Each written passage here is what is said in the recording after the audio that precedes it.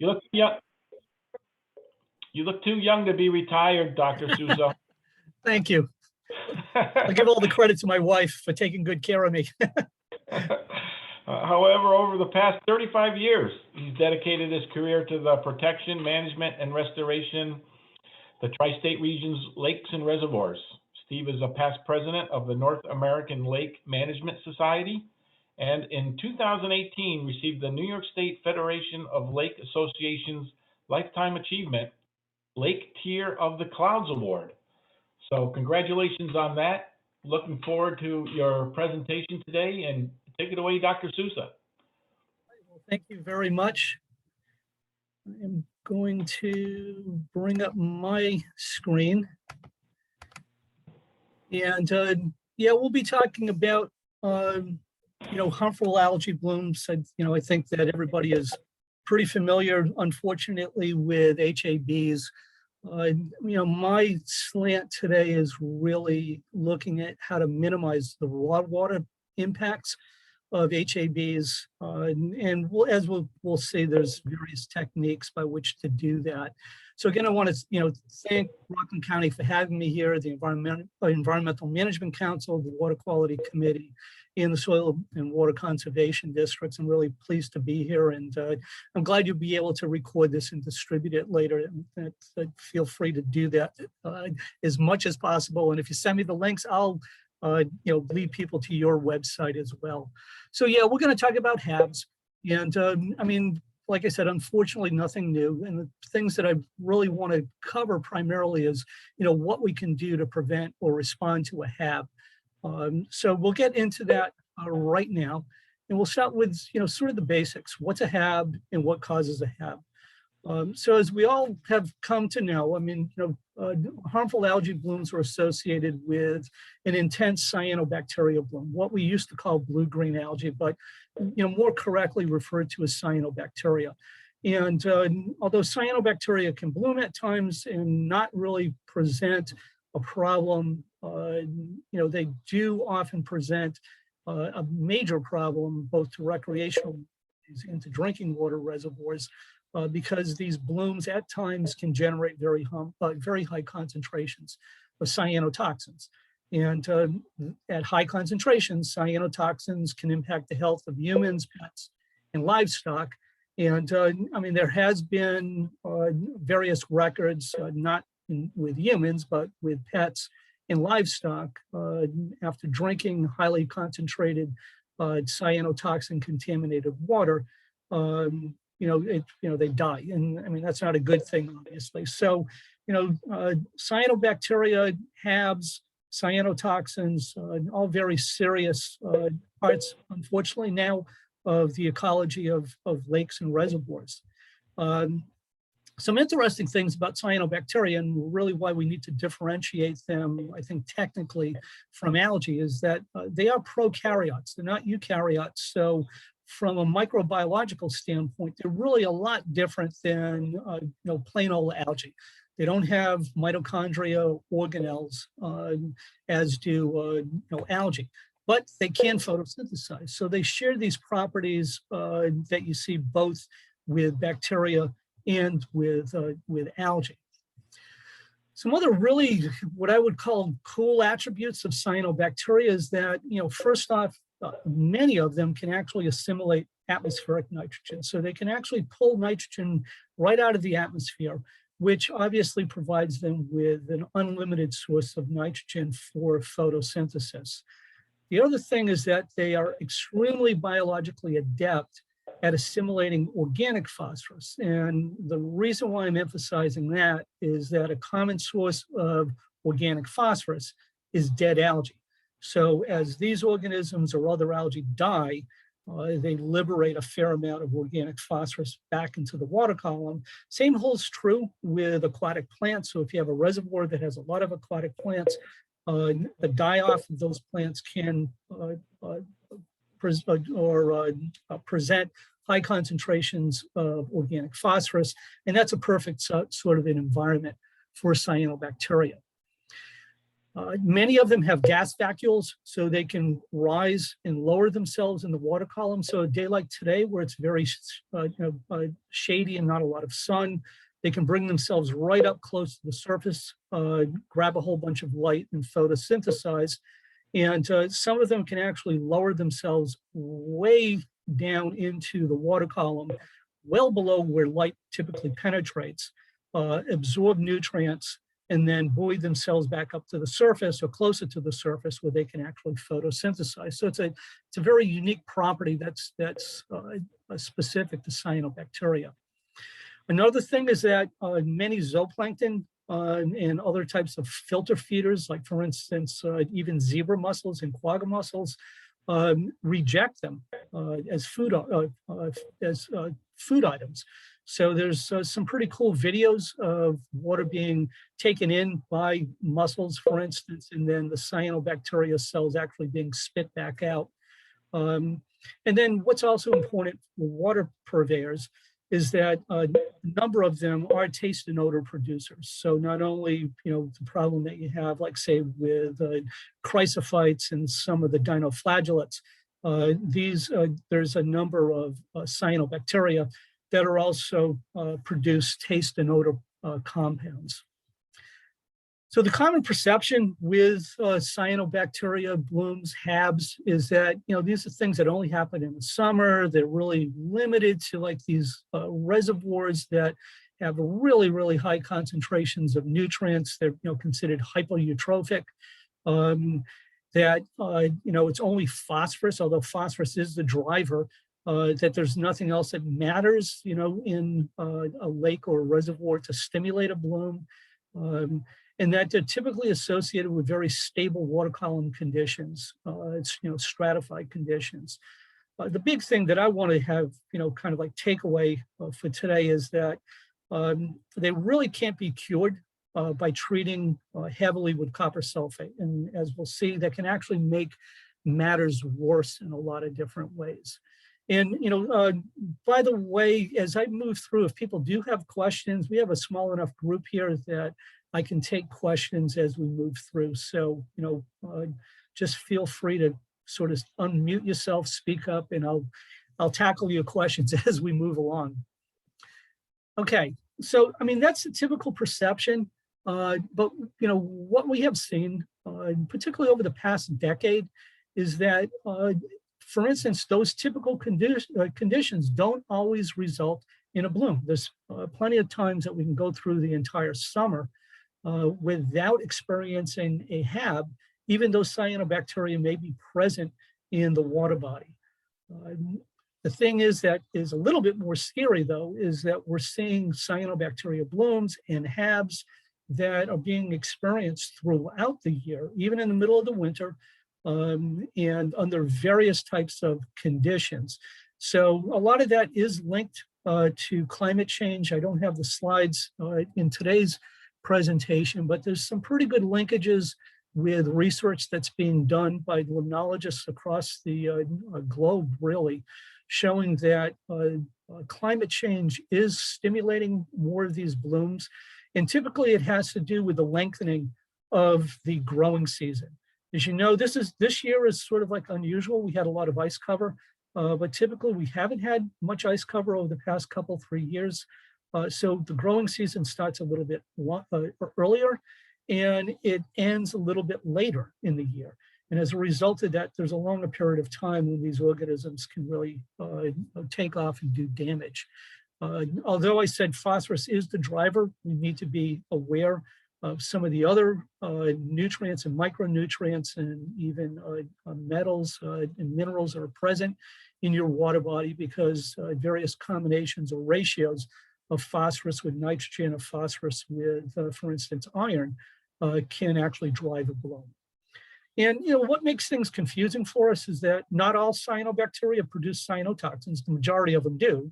And even the ones that do, at times there may be situations, like I said, in the middle of the summer when you have a bloom, the numbers are high, but the cyanotoxin concentrations still remain low. So those things sort of like, make it a little bit difficult to figure out, how bad of a problem I may have, or try to predict the problem unless we have a fair amount of data.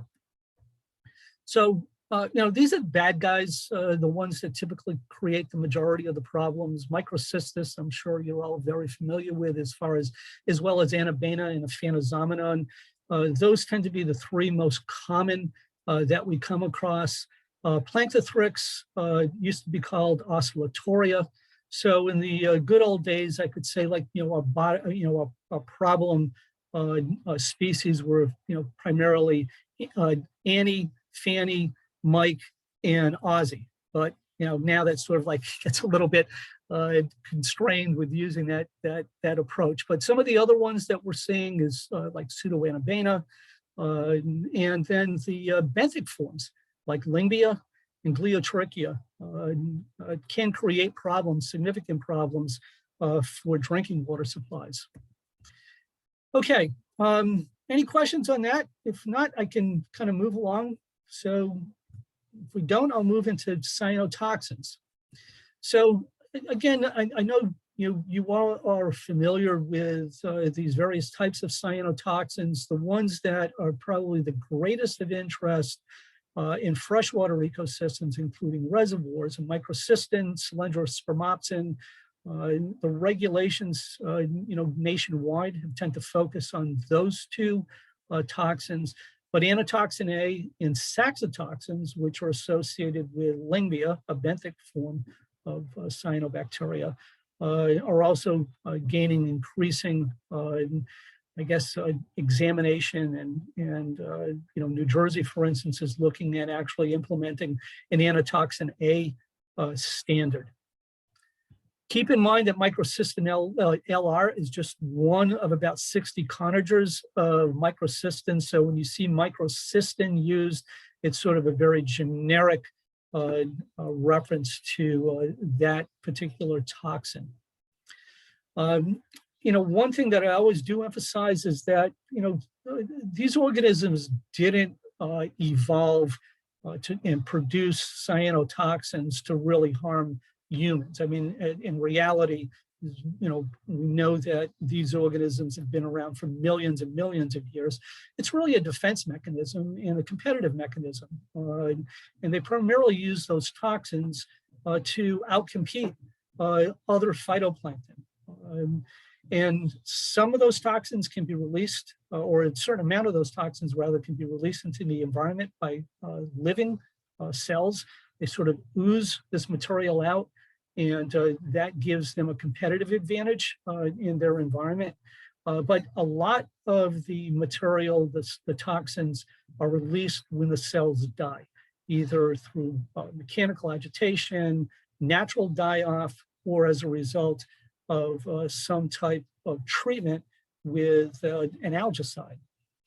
The problem is that when you do have a major die-off, a lot of these cyanobacteria dying off all at once, what ends up happening is that you release high concentrations into the water column, and that really starts to create big headaches for water suppliers, because these products, these cyanotoxins, they're very stable.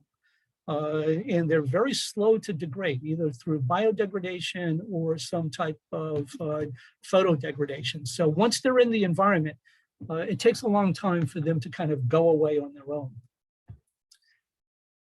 In terms of cyanotoxins and how these are transferred either through the food chain or how they present impact to humans, when we talk about humans and livestock and pets, the majority of the exposure is through direct contact recreation, particularly with humans.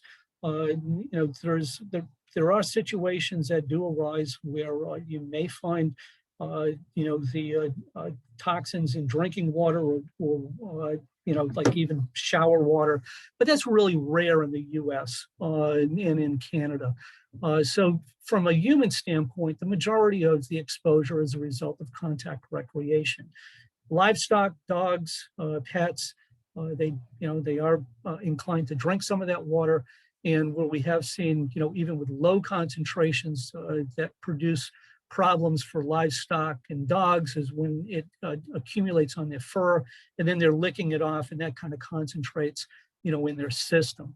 But if you sort of look at, how these toxins affect humans in particular, it can cause problems, dermal problems, so to the skin, and typically that's some type of rash that we'll see.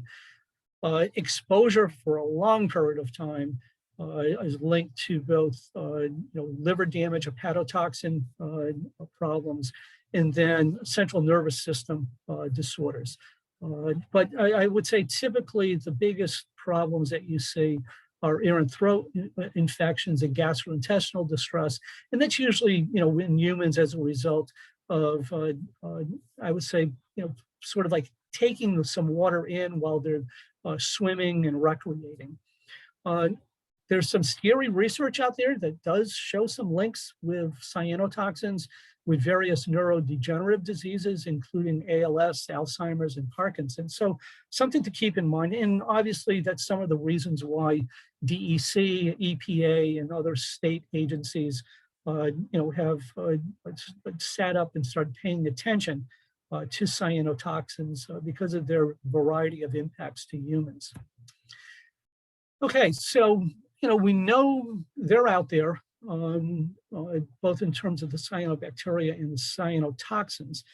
How do we monitor and how do we track these problems? And this is what I've really spent a lot of time in my professional career working with water purveyors.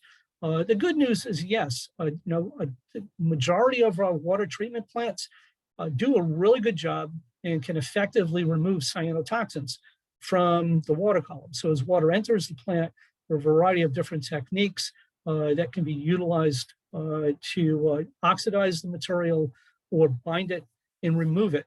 We all know about the problems that arose in Toledo back in 2013, 2014. And, probably read a little bit about that, but in all reality, the problem wasn't so much that this is something that had never occurred before. It's just that the Toledo water treatment plant wasn't fully prepared for a bloom as intense, at that time of year, early on in the growing season. But what we really want to do is try to avoid the problem within the treatment plant and reliance on the treatment plant for decreasing toxin concentrations by maximizing our raw water quality. And that's, has been, like I said, sort of the focus of my work with the majority of the water purveyors that I've worked with and continue to work with. So, what I have found and, what you'll see in the literature is that proactive reservoir management is definitely the most effective way of reducing that threat associated with HABs and with cyanobacteria. If we do proactive reservoir management, we can actually minimize problems before the water enters the plant. That decreases reliance on in-plant treatments, which ends up being much more cheaper and much more highly effective. And it's not like you have to be crossing your fingers and hope that you don't get breakthrough. If you can reduce the amount of cyanotoxins that are entering your plant in the first place, it's going to make for more effective and efficient management of that water. But admittedly, to do this and do it right takes a lot of data. And there's certain key parameters that need to be monitored, and they should be monitored on a fairly regular basis.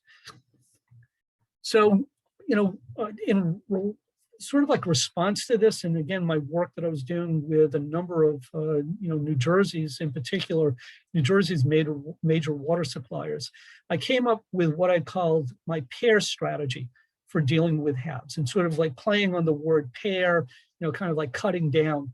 The acronym is really predict, analyze, react, and educate. But the majority of this really focuses on the collection of data and then the use of that data in a manner that provides you with a heads up, proactive way to control matters before that water enters your plant.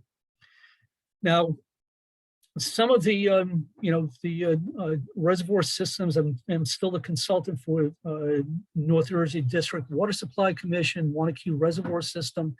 We have a lot of data. I mean, I have data going back right now almost 30 years. And, we've been developing algorithms and these various models that we can use with what I have found to be, critical information about what's happening within the environment to predict the onset of a bloom. Some of that is weather related. A lot of it has to do with the bioavailability of phosphorus and various type of forms of nitrogen, my chlorophyll A concentration, because that is a surrogate of productivity. You can use that to figure out how much phytoplankton community you have, which includes the cyanobacteria. And then a lot of it also kind of focuses on monitoring of dissolved oxygen, temperature, and pH profiles from surface to bottom in the reservoir. The keystone parameters that I have used and I recommend reservoirs try to keep track of is, first off, phytoplankton and cyanobacteria cell counts. Proper ID is critical, and cell counts also are very important.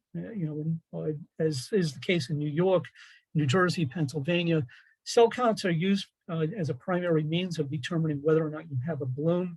And although different states use different trigger points, typically we start to get a little bit nervous when we see cyanobacteria cell counts of around 5,000 cells per ml. Get a bit more nervous when we're up around 10,000.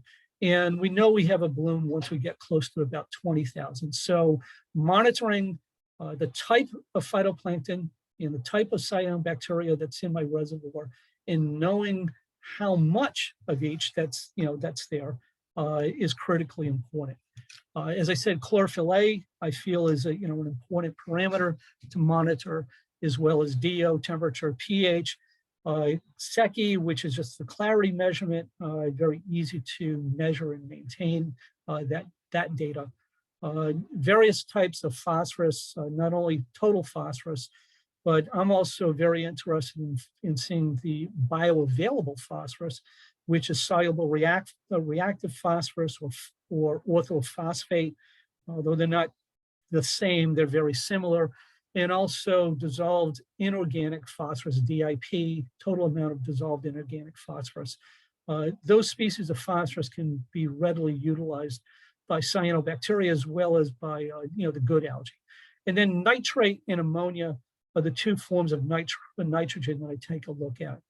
I also try to track geosmin and MIB because they're important for water purveyors, but they can also be linked to different types of cyanobacteria blooms. And then, of course, monitoring for the amount of toxin and focusing primarily on microcystin and in some cases cylindrospermopsin as well. This is the basic equipment. If you're not doing this now, or you don't have a consultant that's doing it for you, it doesn't take a lot to really kind of like set yourself up to do it. I mean, you need a SECI disc, which is that top right-hand corner picture of an individual just lowering the SECI disc. A lot of you have probably used this, but at the point where the SECI disc disappears from view, that's about equivalent to about the 10% light, the point where there's about 10% of the incident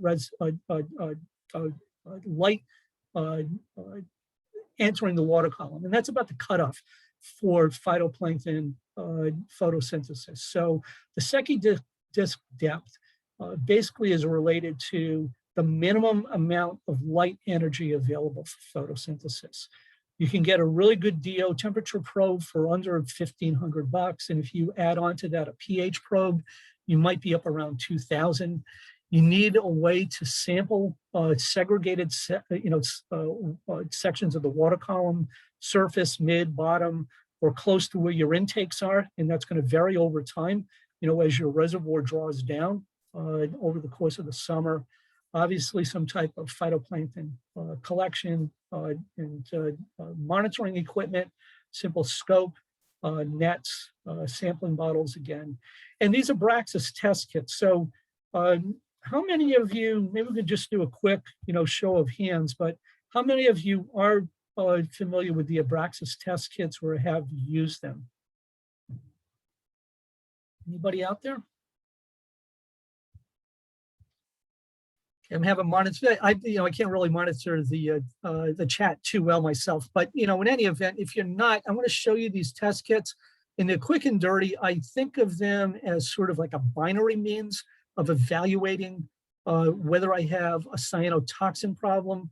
And I'll show you why in a second. But these are sort of like the precursors of an impending bloom. So if I see conditions where my total phosphorus is greater than 0.04 milligrams per liter or 40 ppb, that's a signal that I'm kind of entering a situation where I'm likely to have a bloom, whether it's cyanobacteria or phytoplankton. Declining Secchi disk, definitely below a meter, is associated with a bloom, so about 3.5 feet. Anything less than that becomes associated with a bloom. Chlorophyll A concentrations of greater than 20 micrograms per liter. And then, as I said before, you can set different sort of like thresholds for yourself, but I normally don't like to see, in reservoirs, the cell counts getting over 10,000 cells per ml, and that's specific for cyanobacteria. Any evidence of thermal stratification where I've got, a warm layer sitting over a cold layer, we'll see why that's important in just a little bit. And deep water drops in dissolved oxygen or anoxic conditions where I have less than 2 milligrams per liter of oxygen at the bottom. Increased surface water pH, anything over 8, is associated with a bloom. And it's not unusual in reservoirs in New York to see your pH in the middle of the day, in the middle of the summer. It could be as high as 10, even 11, and that all is a function of photosynthesis. And then obviously, if we have measurable concentrations of cyanotoxins, that's a big problem. And then you can also look at MIB and geosmin, although those, taste and odor compounds are associated with other types of phytoplankton. When I get over 10 nanograms per liter on either one of them, I know I have a bloom of some sort. It doesn't necessarily mean a HAB, but I definitely have a bloom of some sort that I need to deal with. So this just is a quick overview of the toxin test strips, the Abraxas strips, and you can use this to get a very quick, within 30, 45 minutes, you can get some turnaround data. The problem is that the accuracy, your detection limit is 0 to 5 micrograms per liter. So for a water supplier, that's not that good. I mean, obviously, you have to be well below that in terms of the concentration of microcystin in your finished water. But if I get a lot of zeros, and I always say with cyanotoxin testing, there's a lot of good data with zeros when it comes to measuring microcystin. That's a good thing. But if I start to see concentrations that are creeping up to 1, 2 micrograms per liter, I know I have some other problems that I have to be addressing very quickly. These tests are easily replicable, so you can conduct a number of them in a short period of time. And there's increasing data now that's out there. And although it's really sort of like reservoir specific, I've seen algorithms that link these concentrations of microcystin to various cell counts or even chlorophyll data. What I have done is really, because some of this testing with these test strips can be a little bit subjective, those of you that have done it, invest in a digital test strip reader. It'll improve the accuracy, decreases some of the what I would call inter-tester errors. So if one person measures one day and somebody else measures another day, it sort of normalizes all of that.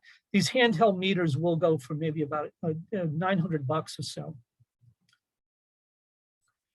The real good way to do this is with field fluorometers. And there's some that are out there that are relatively cheap, like under $1,000. And there's a number of them out there that are more expensive, easily upwards of $5,000, $6,000, $7,000.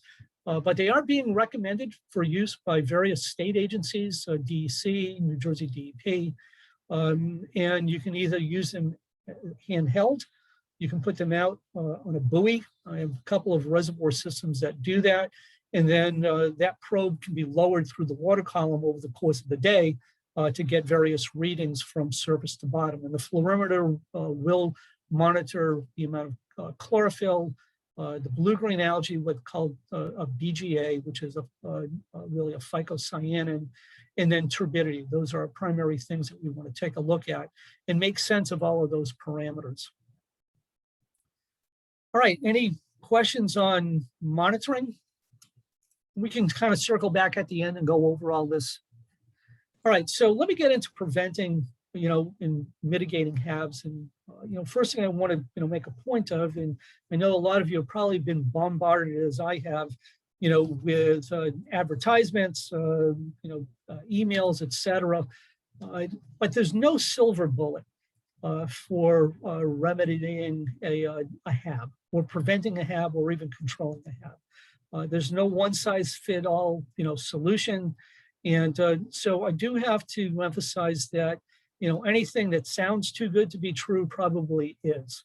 And, as, I continue to be very active in the North American Lake Management Society, AWRA and AWWA. And, we're trying to collect data to actually corroborate, these types of techniques, what techniques that are out there that do work very effectively and do provide for water suppliers a good means by which to prevent or to control a HAB. Because at the end of the day, that's what we want to do. We don't want to have a HAB manifest and then have to react to it. We want to be in the driver's seat and try to be very proactive. And that means preventing or controlling the extent of a cyanobacteria bloom.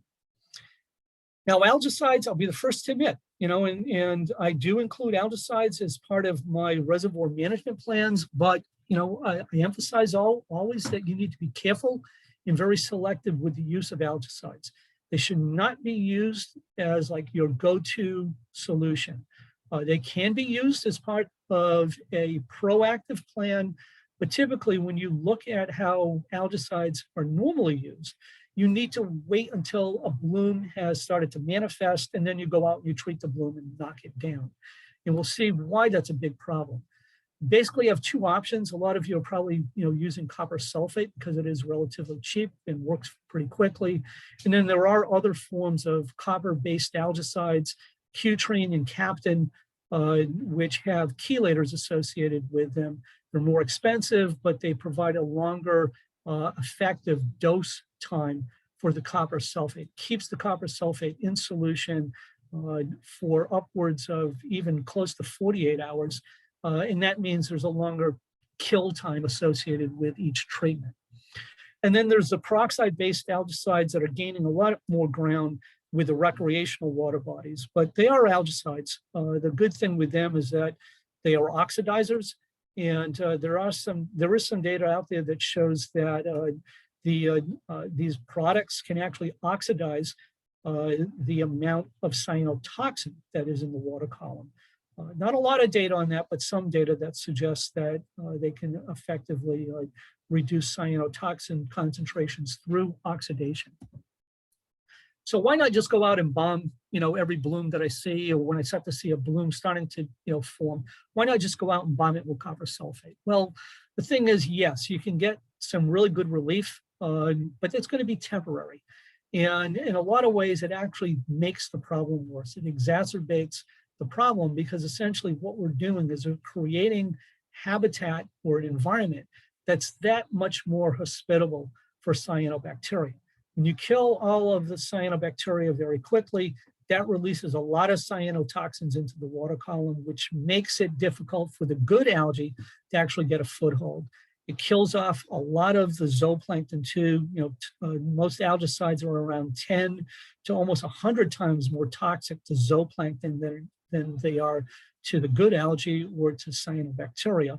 And the thing is, you also release, when you kill off a lot of cyanobacteria as well as good algae, release a lot of organic phosphorus into the water column. And as I mentioned in the beginning, cyanobacteria extremely effective, bioeffective in utilizing organic phosphorus. So you essentially created a condition that is that much more hospitable for more blue-green algae blooms. And that, as a result, that's why you see a bloom sort of coming back, within 10, 15 days after a heavy-duty treatment. God forbid, I mean, there's times if you apply too much and you kill too much biomass at once, you can depress the oxygen levels in your reservoir, and that can lead to a fish kill. So these are all the reasons why we don't want to be relying on copper sulfate treatments. So if that's not what we should be doing, then what should we be doing? Well, the bottom line is that, as is the case with in-reservoir productivity, we need to really be paying a lot of attention to phosphorus. And because phosphorus definitely drives HABs. And if you can decrease the amount of phosphorus in your reservoir by putting your reservoir on a phosphorus diet, that means there's less food. Less food means less chance of a bloom. That means less chance of a HAB. Problem is, the majority of our reservoirs in New York, particularly in the Hudson River Valley, are phosphorus rich. And therefore, they're very susceptible to a HAB, just from the get-go. But, the thing is, what I always emphasize as far as a really well-structured, management plan for reservoirs is to find out where all my phosphorus is coming from, external sources and internal sources, and then do whatever I can to manage and decrease those sources. So I am putting my reservoir on that phosphorus diet. We definitely don't have time to talk about watershed management strategies. And unfortunately, a lot of times those things are out of our power, because it does rely on stormwater management, septic management, various things that we may not, as water suppliers, have direct control of. But in reservoir management strategies, definitely things that we can implement. And in a lot of cases, because a lot of that excess productivity is a function of internal phosphorus loading, we can do a pretty good job of managing the water quality of our reservoirs through implementing in-reservoir management strategies. Now, the two most common techniques that you see being used nationwide for internal phosphorus load reduction is aeration and nutrient inactivation. But I'll bring up the little disclaimer here. We all know that right now, any type of use of, let me just go back to this.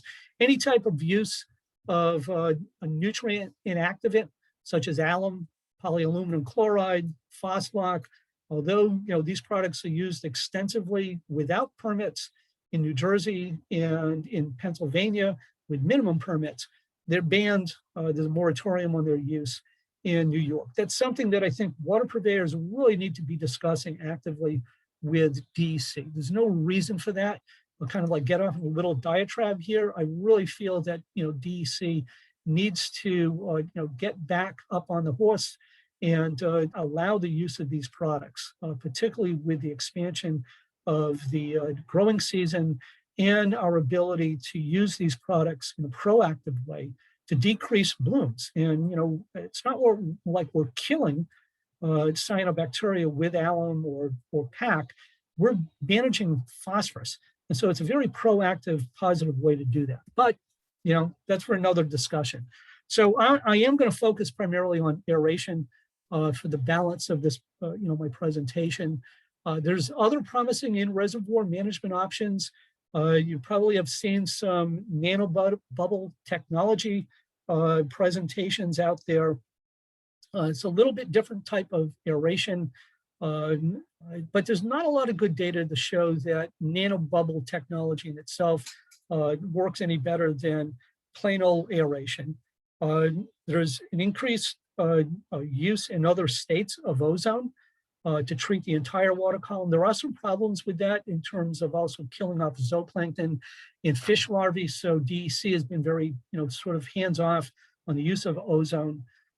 There's been some experimentation with ultrasonic devices, particularly the large-scale LG sonic devices, and that, some of them show, promise, but there's not a lot of third-party data.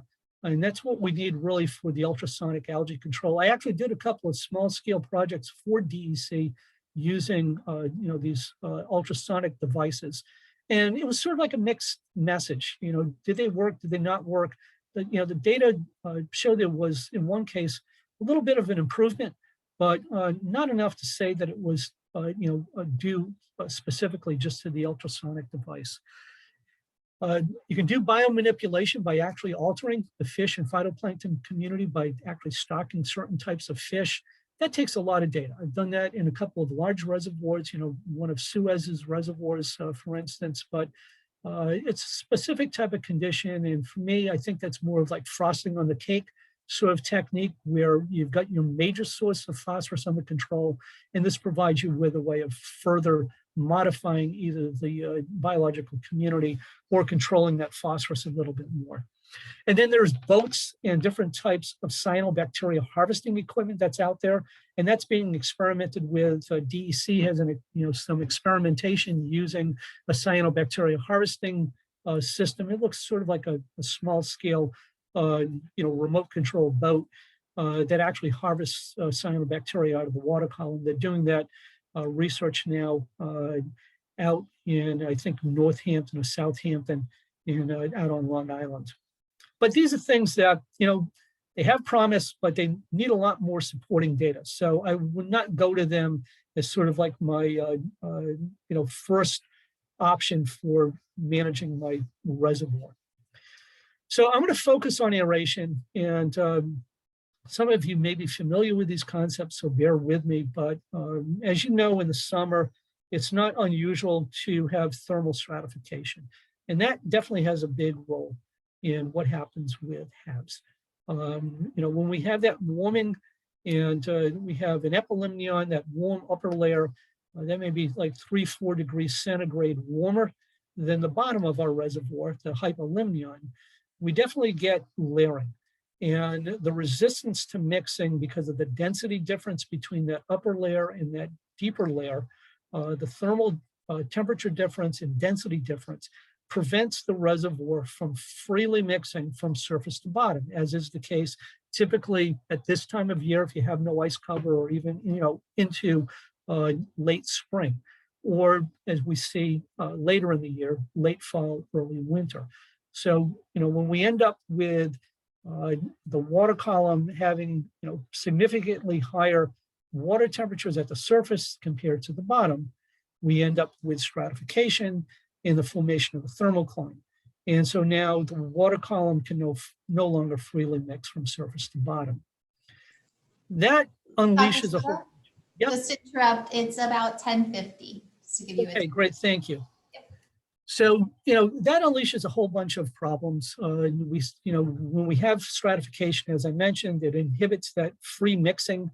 And as soon as that happens, there is a quick utilization by bacteria of all of the oxygen down at the bottom of our reservoir. That leads to anoxia, or zero oxygen down at the bottom. That quickly alters our sediment chemistry and the redox properties of those sediments. And the first thing we see is a rapid release of large amounts of iron, manganese, and phosphates into the water column. So, three things that water purveyors don't need to have in their water: iron, manganese, and phosphates. Under the correct types of conditions, some of that internally regenerated phosphorus does not stay segregated down at the bottom. It can get circulated back up into a portion of the water column where there's enough light for photosynthesis, or as I mentioned before, a lot of cyanobacteria can actually drop down very deep into the water column where there's no light, absorb a lot of these available forms of phosphate, and then buoy themselves back up where they can photosynthesize and make use of it. Now, the true, fact of the matter is, these problems are more common for deeper reservoirs, but I have seen them occur in shallow reservoirs even less than 10 feet in depth.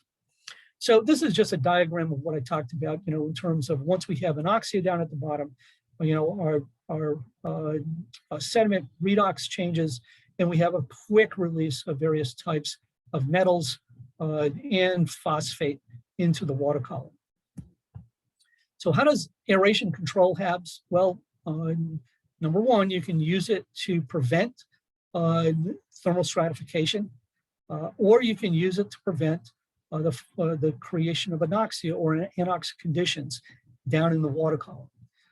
In some cases, you can use aeration, particularly de-stratification aeration or whole water column aeration, to actually drive cyanobacteria out of sort of like this sweet zone and push them deeper into the water column for a longer period of time. And that decreases their ability to effectively photosynthesize. You can also use aeration in some cases to decrease surface scums, essentially just by, again, mixing the water. And then when we talk about certain types of hypometic aeration, we can actually keep that thermal stratification in place and segregate all of that phosphorus-rich water down at the bottom of the reservoir for the entire year or for the majority of the growing season. So there's different ways that you can use aeration. And at the end of the day, the proper design and sizing of the system and even the operation of the system, it all gets back to collecting the right types of data. So as I mentioned, there's two different types of aeration that we can do. We can maintain the water column in a stratified state. And examples of that are hypometic aeration, what's called partial lift or layer aeration, and then pure oxygen systems. We're not that familiar on the East Coast with pure oxygen systems, but they are utilized a lot throughout the country, and particularly TVA out in Colorado, California, they've been using pure oxygen aeration for a really long time. And then you can have the other type of aeration, what's referred to as de-stratification aeration, which actually prevents a water column from becoming stratified and all those problems that we saw associated with that. So this is a simple diagram of a Dsrat system. And essentially we have land-based compressors, we pump in compressed air to the bottom of the reservoir, and then we use diffusers to create fine bubble patch. And as those bubbles rise through the water column, it breaks down thermal stratification because the water column, think of it almost like creating like when you boil water, a convection current. So the compressed air itself is not what is introducing more oxygen. The additional oxygen is by keeping that water column circulated, and as the water rises to the top and gets exposed to the atmosphere, that's where all the reoxygenation, of the majority of the reoxygenation occurs. So these are very effective, but to be effective, they need to be turned on before there's even a hint of stratification, and then operated throughout the entire growing season into the fall until the lake or reservoir naturally becomes destratified. Conventional airlift, or what's called full water column airlift or hypometic aeration, essentially uses compressed air again, but in this case, it's sort of like a tube within a tube. So compressed air is used to push water from the bottom of a reservoir up through an interior tube where it gets exposed to oxygen-rich surface water, but for only a short period of time. And then that oxygen-rich water, as it comes in contact with the oxygen-depleted or oxygen-poor water from the bottom, there's the same type of dissolution that occurs. So just through contact of oxygen-rich and oxygen-poor water, there's a sharing of that oxygen, and then that reoxygenated water gets pushed down through the outer tube back down to the bottom of the reservoir. The time that it takes for that mixing to occur is relatively short, minutes really, once the system is operating. And so there's not enough time to really cause a big change in the thermal properties of the water column, so the water column stays thermally segregated. So you have those layers, the hypolimnion, metalimnion, and epilimnion remain. So you see these used primarily for deeper reservoir systems. Here's a couple of examples, and you can see these are big columns that are placed in the bottom of your reservoir. And typically you're talking about large compressors to run these, 50, 70, 100 horsepower, in total, depending on the size of the reservoir. These partial lift systems are really a system that was designed by Ecosystem Consulting Services out of Connecticut. And I've used these in a number of reservoir systems. They're called layer air, that's their trade name, but they're partial lifts. So essentially, as you can sort of like see here in this picture, water is still taken in. There's compressed air that's used to push water up an internal column and then pushed out an external column into a different layer. But the layers are relatively close to each other. And in this case, most of the time, what you're doing is you're focusing on the reoxygenation of that middle layer of the reservoir. You'll let the bottom of the reservoir go anoxic. You don't really care that much about that, but you maintain high oxygen concentrations in the metal limnion of the reservoir with these systems. And that almost creates a buffer zone where the phosphorus-rich oxygen-poor water cannot migrate up to the surface. And so it can be very effective in various lakes and reservoirs. So as I said, it's a tube system. Some lakes prefer this because you can actually do some benefit for your fishery by creating a cold water or cool water fishery. So again, you're taking cold or cool water, bringing it up to the surface, returning it, but not enough time is expended in the process to actually result in the water column mixing that much. And then, as I mentioned, what we have been seeing more and more, I've got actually a system I'm working on right now using pure oxygen. And there's two different types of systems. You can either generate the oxygen on site, or you can bring in oxygen with tank trucks and store it on site. So that would be like a liquid oxygen system, an LOX system. Those have been used extensively, like by TVA, as I mentioned before, Colorado, California. There's a lot of data on these systems going back now 25, even 30 years. This is a typical LOX setup where you have a large oxygen storage tank. And essentially that oxygen is pumped out into the bottom of the reservoir at very, very low pressure. So you end up with oxygen being delivered, but the rate at which it's delivered is not enough to break down thermal layering of the reservoir. So you can maintain, for instance, 1 or 2 milligrams per liter of oxygen down at the bottom of your reservoir, enough to keep all the metals and phosphorus bound to the sediment with no problem with these systems.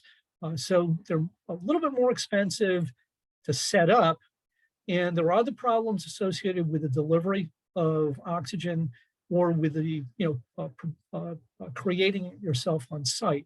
But they tend to be much more efficient in the long run, both in terms of energy consumption and effectiveness, than standard hypometic aeration or partial lift. And that's why you're seeing more of a movement towards these types of systems, particularly for drinking water reservoirs. So let me just sum up, and then we're right at about 11 o'clock, and then we can take a bunch of questions. So the good news is, yes, for water suppliers, we're in a really good position where water treatment plants are very capable of removing cyanotoxins. So we should be able to sort of like nip most of those threats in the bud within the plant. But the thing is, doing that type of work by sort of minimizing the amount of cyanobacteria in the first place within the reservoir, by maximizing raw water quality, that's been shown time and time again to be more effective and more efficient in actually protecting the quality of drinking water. So our goal really should be proactive protection and maximization of the quality of our raw water. There's various types of limnological data that should be collected so that you can track changes. But the really good thing about this pair approach is that once you start to assimilate enough data, you can put yourself in the position to actually predict when a bloom is likely to occur, and then implement the measures that should be implemented, and then use the same monitoring process to track how good your reaction to that bloom or your preventive actions to that bloom are working. So there's feedback both in terms of predicting and then also in terms of assessing how well my management strategies are working. I want to really focus on decreasing and limiting phosphorus availability, that is definitely the way to go. We can use copper sulfate, but don't rely on it and don't make it part of a reactive management approach to our reservoirs. And as I said, with the correct type of data, we can predict the bloom and then implement actions, whether it may be like a small scale algaecide treatment or some of these other techniques to prevent that from happening. But I think with the aeration techniques, it really provides a way of controlling phosphorus at its source, and that I have found to be the most effective. And so this is what we don't want to see. What we do want to see is our reservoirs being protected, raw water quality being properly managed.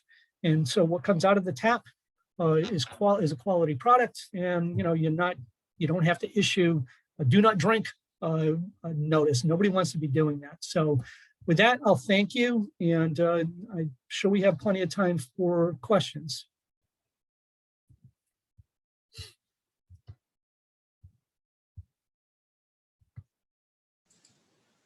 Thank you so much, Dr. Souza. I'm just gonna make sure that Matt is unmuted. He had some questions, so did Jim and myself.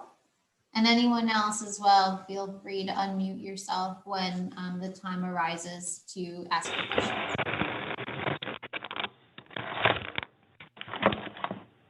Matt, you're unmuted. Oh, okay. Thanks, Dr. Souza. Very, very informative. Kind of scary, to be honest with you. Yeah, it's a lot of information. This is sort of like limnology 101, to be quite honest with you. There's a lot of info to absorb over a short amount of time. But the thing is, we have to be aware of, and I think we all have become aware of these problems, through the regulators and through some of the issues that have arisen over the past, really 5-6 years. But the more we're educated about it, and the more that we think of approaching it in a proactive manner, I think the better off we are in the long run. Yeah, definitely. Nicole, is it okay? You want me to jump in? Because I did have a couple questions. Yeah, Matt, I think you could get started. Sure. Okay. I was wondering, doctor, if there's any plant material under submerged aquatics, any kind of plants growing in a pond that would help out. And I guess too, it kind of goes with this. There's got to be a completely difference between a algae bloom and a harmful algae bloom. So I guess even starting with that, is there any way to tell the difference?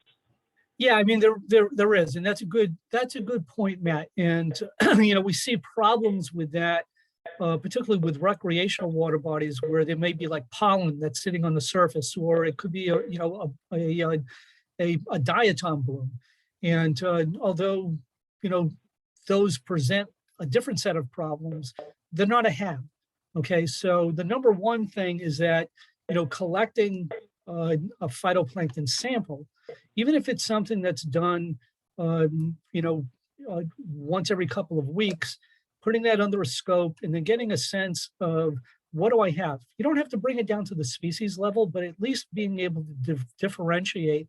And you can easily differentiate cyanobacteria from quote unquote good algae. They're bigger, a lot of them are colonial, a lot of them they're much larger in size. So it doesn't take too much training, but yeah, I think that you need to start off with ID and cell counts, because that's what the regulators are using. So that's what DEC uses to really say, hey, we have a bloom. Although they may go visually initially and saying, oh, it looks kind of like scummy or whatever, it's not a true HAB until they've documented what's there species-wise, in the cell counts are upwards of 20,000 cells per ml. But that's high. By that time, your reservoir would look green. Yeah, okay. I was just thinking if there's, like, we're on a golf course and we have a pond, and just wondering if there's any way for just kind of like a layman to be able to kind of go and determine, because we do have, we're not recreational where people are fishing not fishing, but swimming. We do have fishermen once in a while, but we do have people that walking dogs and Yeah. right. I would like to think that our pond is safe for a dog to, hey, is there some way, just thinking of this, is there some way that we can make this toxic to geese, but not to? Yeah, I know that would be great. Yeah, Geese actually cool. contribute. I know they're actually contributing to the problem because 4 geese produce as much phosphorus in a day as 1 septic system. So, I mean, that's mind blowing in itself. But I would say, for a golf course or like your application, 2 things that you could easily do. You could, make yourself a little Secchi disc. So it's just a 9-inch disc painted black and white, alternating, black and white quadrants, and use that to monitor clarity. And then also, if you're really concerned about the toxins, invest in those Abraxas test kits. Like I said, I a lot of times I just use them as sort of like a binary way of saying, yes, I have a problem. No, I don't have a problem. But particularly in your situation where you need to be careful about like pets and casual contact, they'll give you actually really good data between 0 and 5 ppb. And it's replicable, they're relatively cheap. I have a lot of lake associations where, we can train individuals in the course of 2 hours to how to do the test. And then, you can run them. And if you start to see a combination of decreasing clarity and, hopefully you don't see measurable amount of toxin, if you do, then you have a problem. If you have like some scuzzy looking water, but there's no toxins, you don't have a problem. You have a bloom, but there's no problem there from a toxin standpoint. So, I highly recommend using them. They're not, as I said, it's not the best science, let's say, but it does give you at least a head start on figuring out what you're dealing with. Okay, that sounds like a great investment that we can do. So I kind of juggled some of my questions there. And Nicole, I don't know if you want to edit out the geese part, but I know there's a bunch of geese lovers out there. But anyway, any plants, are plants good, underwater plants that in particular? Is it better to have a lot of aquatic plants or not? Yeah, the aquatic plants, they can provide some benefit, okay? But I mean, the problem is a lot of the cyanobacteria can get started a lot sooner than the plants can. So where I see the greatest amount of competition between plants and cyanobacteria are going to be with respect to the benthic forms of cyanobacteria, where, because a lot of those benthic forms are relying on phosphorus from the sediment. And so, plants like Cara, which is actually a stalked algae. A lot of people think of it as a plant, but the stalked algae, they can compete fairly effectively, and they don't grow really tall. So I would say, however, over the scope of everything, you don't end up with a lot of competition for nutrients between plants and cyanobacteria. And if you do have a plant die-off, you come in and do an herbicide treatment, that's releasing a lot of organic P that the cyanos can really make use of. So unfortunately, plants, they help to some extent, but they're not, truly a mechanism by which to control HABs. Okay. How about streams? Is there ever have a HAB in a stream? Is there a potential for maybe in the summer, you get a drought or whatever and pooling? I'm assuming they don't happen with good running water just because it's oxygenated. Or is that not true? Can you get them in? You do get them in, in rivers. I mean, you don't see them that often in streams because there's too much water movement, and as a result of that, there's not enough time for the cell densities to build up. But again, I know we have somebody from Suez on board, and I can speak for North Jersey District. I mean, in the middle of the summer, not in the middle of the summer, but we can't pump from the Passaic River system in the middle of the summer. But a lot of the makeup water in the fall is coming from like the Hackensack, from the Passaic, high phosphorus, high HAB concentrations at times. So that's something we have to be careful with. We do see that in rivers. But streams, typically not that much of a problem, but cyanobacteria are present in streams. You just don't see HABs occurring that often in streams. Okay, great. So kind of along those lines, I think you've answered this question, but I just got thinking of this too. The Suez and the water companies, they own the lakes, so they can maintain them as they see fit. Is that correct?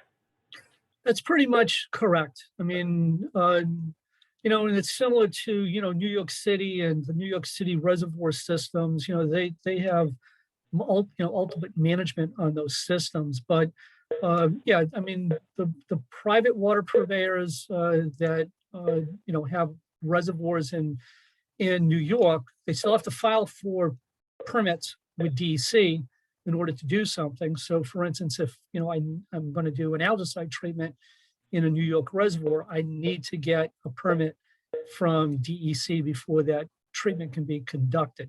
But yeah, a lot of the bigger water supply companies that have control of their reservoirs can implement these measures sooner. That's what I find, sooner in the growing season. And so they're kind of like keeping these problems at bay as long as they can. Okay, I kind of thought that, but just thought that's kind of interesting. I wonder how much the land outside the reservoir they own, Chelsea. But I know for Lake DeForest, we have 100 feet from the shoreline to try to protect, from what Steve's saying, any sort of strange runoff directly into the reservoir. Although we can't, I mean, certainly the streams are an issue, and we are partnered with Cornell, and I've done a couple of workshops on like smart fertilizer law to try to prevent this excess getting into the reservoir. And my position is always, it helps reduce taste and odor issues. It's better for your water quality. And there's a law in Rockland about what you can do. I don't think everyone follows that law necessarily, but yeah, it's definitely a pain point for us. And we've had issues where we've had to tell people to like remove their chimenea or their golf course from along Lake DeForest. But we also, to your point, Steve, own and pay property taxes on like lands where our production wells are. And we certainly try to avoid any sort of issues on that property as well.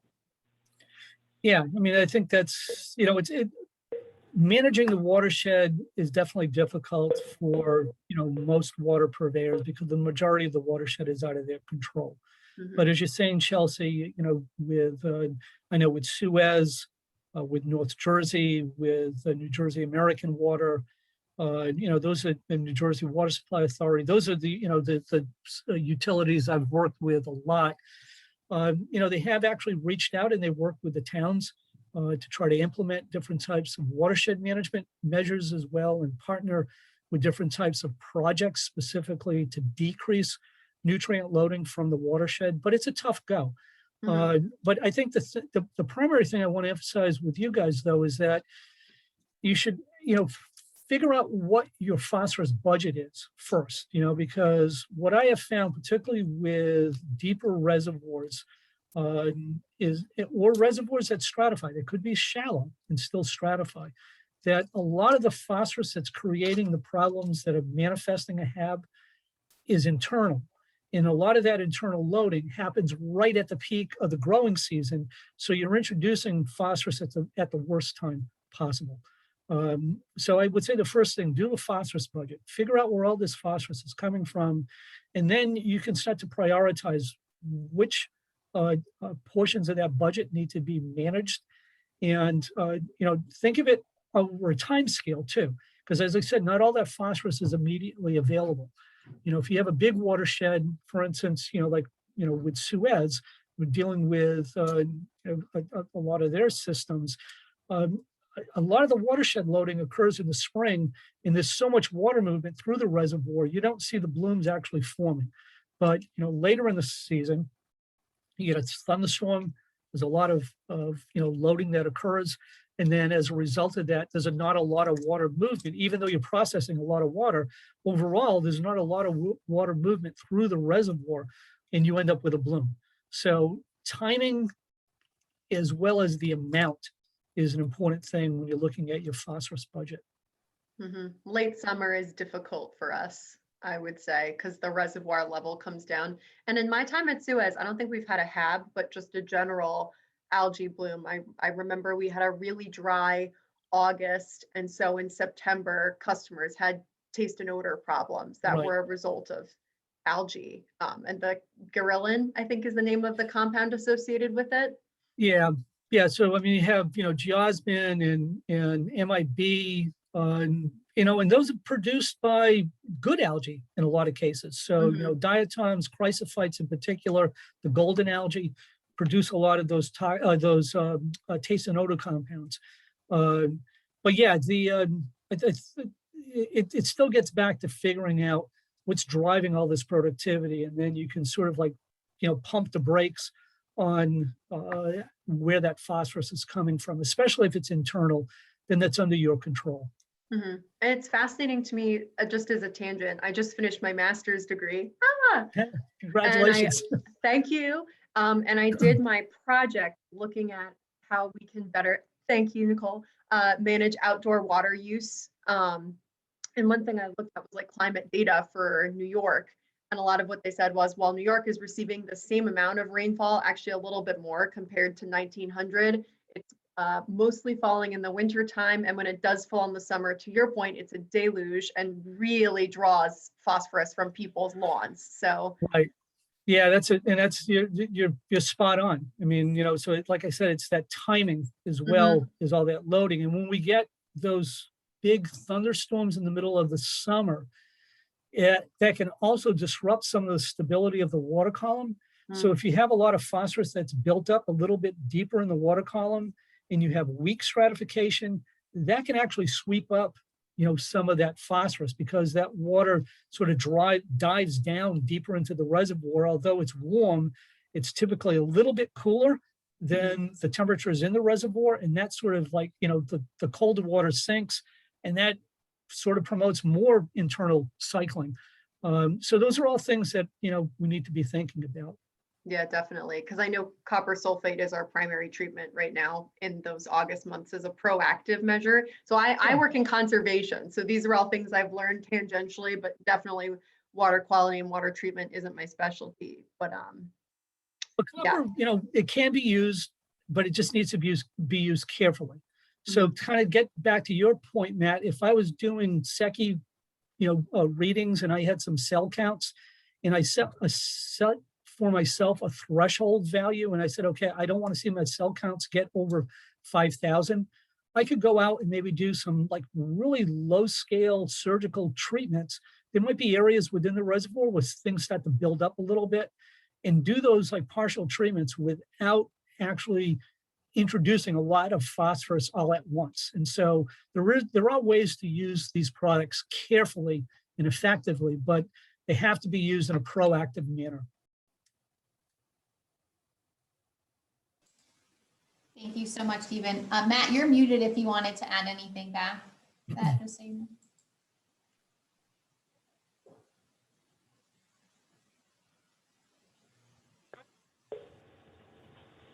Yeah, only one more, Nicole. Thanks very much. Kind of interesting on the standpoint, Doctor, that the phosphorus fertilizers have been outlawed for quite some time now, and is wondering have you seen any kind of an impact at all? Sounds like no. Yeah, that question has come up a lot, and I think it's helped, but can you say specifically it has reversed the course of action? Where they've had the best data on that, showing, the phosphorus, ban on fertilizer, is on the recreational water bodies that, where you're not generating as much nutrient loading in the middle of the summer. But I would say in general, it's sort of like, again, the frosting on the cake. But when you think about the importance of sort of knocking back what we can, it does provide at least a mechanism by which we can say, okay, we're going to take at least this source of phosphorus off the table. And we can take that source of phosphorus. The majority of lawn fertilization occurs in the spring when we're getting a spring thaw, right? Like April, May, when we're getting a little bit more runoff into our, our reservoirs, it helps. But can I say definitively it's done away with these problems? No, it hasn't. Because, phosphorus gets liberated from sediment fairly easily. Once it comes out of the, from the soil, yeah, it's stable, fairly stable in the soil. But once you put it in an aquatic environment, you start to leach out a lot of that phosphorus pretty quickly. So stormwater management is a big thing. I feel it's a really big thing with reservoir and lake management, but it's difficult to implement on a watershed-wide basis. There was an I just did a presentation last year at the North American Lake Management Society conference, which was all done virtually. But it's a lake system up in North Jersey that just looking at the amount of phosphate in the tap water that's then being used to irrigate lawns. Okay. And obviously, there's been an increased use of various types of phosphate material to coat pipes because of concerns with, lead poisoning and even just to, maintain the integrity of those pipes. But we had what we found coming out of the tap were phosphorus concentrations of about 200 to 300 parts per million, which is easily 10 times more than what you need to, create a bloom. Now, not all of that water gets back into the reservoir, into the lake, but it was interesting to see some linkages of increased irrigation with sort of like these increases in productivity. So without any stormwater loading. So that was the benefit there. We could kind of look at what was happening within the lake without any stormwater loading and see like these little peaks that seem to be related to the use of tap water to irrigate these lawns. But that, that lake has a small watershed. It's a little bit easier to kind of like make sense of that.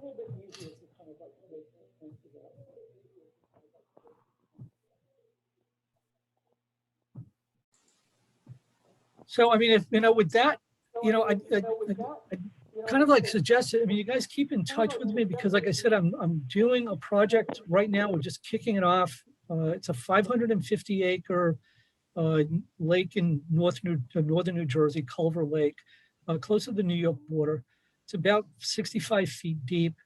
And probably by this time next year, we'll have one of the first pure oxygen aeration systems implemented, at least in the state of New Jersey. And that's going to be on-site oxygen generation. And so we'll see how that's going. That lake has been managed for the past 25 years with a standard, a combination of a standard hypometic unit and a couple of layer air units. And it's worked really effectively. But all of that infrastructure is old and it's showing its age. And so, went out and looked like how best to replace it. The determination was made after we received various proposals to go with this pure oxygen approach. So keep in touch, we'll see how that goes. Even before you close out, I had a question, if you don't mind. Sure. Love time. Well, first, anecdotally, I grew up, my family's lake house is on Culver Lake. So when you mentioned that, it was very exciting. I was like, oh, wow, I have to tell everybody. But early on in the presentation, you were mentioning how it seemed like community groups can do quite a bit in terms of low cost equipment and using your pair system. I was just curious if you had any success stories from local community groups that were monitoring HABs or just algal blooms, and how they were able to manage funding the long-term monitoring and maybe the remediation strategy. Like if you know of any local or even New Jersey success stories. Yeah, Well, I think first off, in New York, you have the benefit of what's called the CSLAP program. Are you guys familiar with that? It's the Citizen Lake Advisory Sampling Program, something like that. But DEC actually provides equipment and provides lab, access to lab testing to private and public lake communities. So you can get on the CSLAP program, and that's actually been a great means by which lake communities have implemented monitoring programs, and then have used those monitoring programs to manage their lake. So like Sleepy Hollow Reservoir, closer to Albany, I've worked with them for a while. They collect a lot of their own data. I mean, they also use Princeton Hydro to do some of their monitoring, but they've been able to use that data to forecast blooms. And go out. I've done a lot of work with Honeoye Lake out, in close. That's one of the Finger Lakes in Ontario County. Again, they collect a tremendous amount of data on their own. A lot of that data collection is privately funded, so they have a task force that they get contributions, but they also are participants in the CSLAP program, and Cornell has been doing a lot of research on that water body, as well as the Finger Lake Institute. But so I think there's a lot of examples, and you can go into the New York State Federation of Lake Associations, the FOLA website, and you'll see a ton of lakes that are collecting their own data and then using that data to forecast HABs and implement measures to prevent HABs. And I know a lot of the lakes I've worked with in New Jersey, same thing. But in those cases, the majority of that money, they generate privately. So this is the private lake associations. For a good monitoring program, they may have to fork out 15 to 20K a year. It seems like a lot of money. But it's a lot of data that's being collected and then analyzed. And like I said, the primary way to use it is to forecast what's going to happen. Collecting it all and looking at it at the end of the year is, in my opinion, a waste of time. You want to be collecting it and reacting to that data as it comes in. But there are a lot of success stories out there with lakes that have turned themselves around. I mean, that's kind of like the bottom line with Culver. I started with them back in 1989, and we've been able to manage that lake successfully. They had a HAB last year, not severe HAB, but it was a HAB from the standpoint of DEP. But we're able, and they've never done a copper sulfate treatment on that lake, so we were able to manage that HAB and kind of like calm it down without using any type of algaecide. Great, thank you so much. So when this recording is posted to our website, we can add additional links. And I think including the CSLAP program, thank you for mentioning that, and then the New York State Federation or Federation of Lake Associations would be an additional great link. And if you think of anything else, just let me know, because I could include those as other educational opportunities too. Right, yeah, that'd be great. And then, and you can also let people know, and I'll say it right now while we're recording, if anybody does have questions and they listen to a recording, they can email me. I'm really good at getting back to people via email. I'm semi-retired, so I do take the time to check my email on a pretty frequent basis and respond to those emails. But yeah, if anybody needs more information, or I can guide you to some more information, I'll let you know. I'll put a plug in sort of like for myself. I do a couple of lake management classes or programs for Rutgers. One's coming up in April. It's a 2-day virtual pond management class where we get into a lot of these types of things. And then in the fall, it's a 3-day lake management and reservoir management class. And those were available through Rutgers Office of Continuing Professional Education. But if you really want to immerse yourself, or you need the credits, it's, I have to say, it's a really good program. So we get, 30, 40 people in each class every year. Great, thank you so much. So I wanted to give you a round of applause or snaps, Thank you. whatever people prefer. Thank you, Chelsea. Thanks a lot. And this, as I mentioned, this recording will be posted to the Water Quality Coordinating Committee website. And we're also looking to expand those recordings to our environmental educators of Rockland County website, which I think has more traffic. There were some folks from Cornell Cooperative Extension who weren't able to make today's meeting, and they really wanted to. So Jen Zanino-Smith is the environmental educator there, and she's our stormwater expert. So I know she'll definitely watch this and may have some questions for you. Yeah, that'd be perfect. Yeah. Have her reach out to me. Feel free to reach out to me. And Matt, I'll pass it back over to you. Yeah. Thanks, Nicole.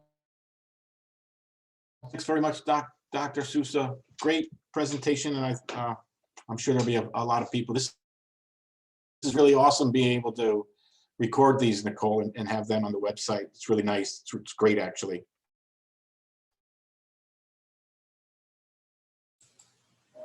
Okay, great. Well, I'm going to hit stop recording now, unless Hannah or Mike have any questions. No? Okay, great. So I'll stop recording, and again, this will be posted. And Matt, if there's anything else on the agenda that you wanted to cover before we close out the meeting, just let me know.